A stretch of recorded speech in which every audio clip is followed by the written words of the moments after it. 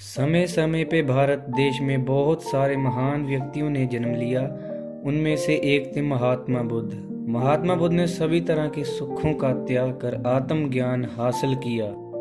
आत्मज्ञान हासिल कर उन्होंने दूसरे लोगों का मार्गदर्शन किया।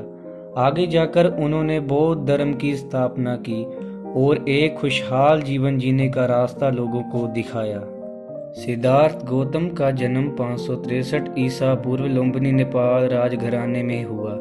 उनके बचपन का नाम सिद्धार्थ गौतम था। उनके पिता का नाम सुद्योधना और माता का नाम माया देवी था।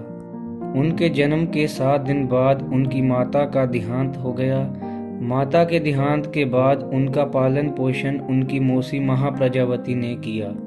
जन्म के समय उनके घर में एक संत महात्मा आए थे और उन्होंने महात्मा बुद्ध के बारे में भविष्यवाणी की कि बड़े होकर यह बच्चा एक महान राजा या महान संत बनेगा। उन्होंने गुरु विश्वामित्र से ज्ञान हासिल किया। कम उम्र में शिक्षा ग्रहण करने के बाद गौतम बुद्ध का विवाह 16 वर्ष की आयु में कोली वंश की कन्या यशोधरा से हुआ था। सिद्धार्थ के पिता उनसे बहुत प्रेम करते थे। उनके पिता ने सिद्धार्थ के लिए भोग विलासिता का भरपूर प्रबंध किया हुआ था। उनके लिए 3 अलग अलग महल बनवाए गए जहां नाच गाना और मनोरंजन की भरपूर अवस्था थी।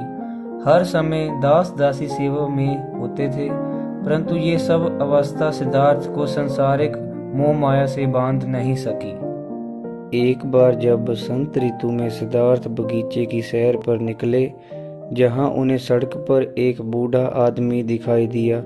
उसके दांत टूट गए थे, बाल पक गए थे, शरीर टेढ़ा हो गया था। हाथ में लाठी पकड़े धीरे धीरे कांपता हुआ वह सड़क पर चल रहा था।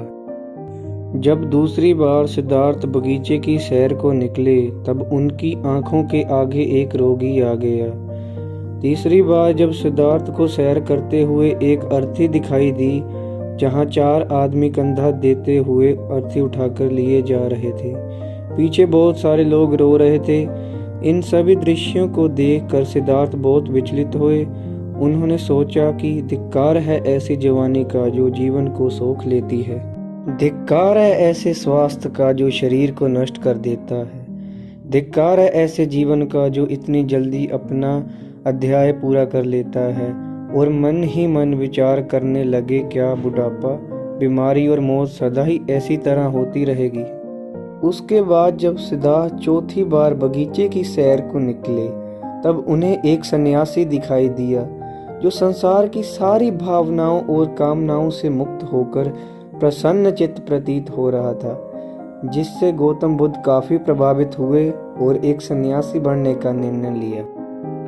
राज्य का मोह छोड़कर सिद्धार्थ तपस्या के लिए राजगृह पहुंचे, जहां उन्होंने भिक्षा मांगनी शुरू की और घूमते घूमते आलारकमाल और राजपुत्र के पास जा पहुंचे, जिससे उन्होंने योग साधना सीखी, समाधि लगाना सीखा। लेकिन सिद्धार्थ को उससे भी संतोष नहीं हुआ, जिसके बाद वह उरुवेला पहुंचे और वहां पर अलग तरह से तपस्या करने लगे। शुरुआत में गौतम बुद्ध ने केवल तिल चावल खाकर तपस्या की। 6 साल तक तपस्या करने के बाद भी सिद्धार्थ की तपस्या सफल नहीं हुई। ऐसी ही और वीडियो देखने के लिए दोस्तों हमारा चैनल लाइक और सब्सक्राइब करें और बेल आइकन को दबाएं।